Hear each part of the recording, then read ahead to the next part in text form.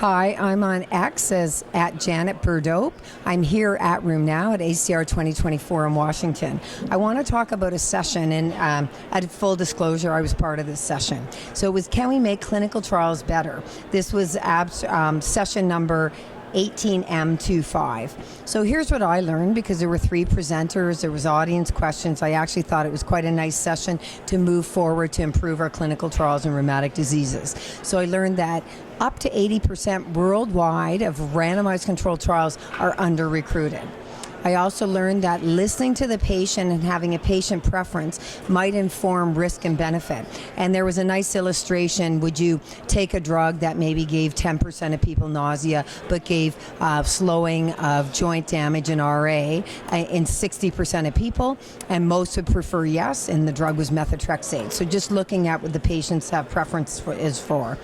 Then also there was a nice discussion on how can we embed research into our clinical care. So this would mostly be at sites that are investigative sites or research sites, so not always academic, but academic or community sites. And if you approach a person, every patient in your clinic as they come through with a chronic rheumatic disease, and say, you know, research is important. If we don't do any research, we won't be better than we are today. I'd like you to learn about it.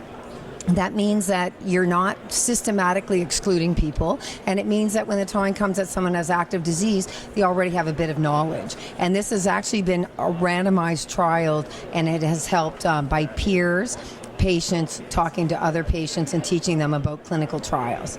Then barriers to the protocols. If we eliminated unnecessary exclusion criteria and made inclusion criteria that were more like patients that we would treat, so more pragmatic designs, we could lessen barriers. So an audience did come from, the audience participation was, well, what about our patients that live remote or a minority population?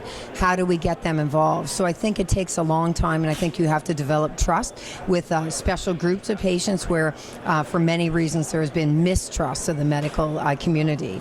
The final thing is, if we had a letter of information that wasn't 22 pages but just was one sheet with the major things that are important to the patients, I think we would have better informed consent. So please follow us for the ACR coverage at Room Now. Thank you.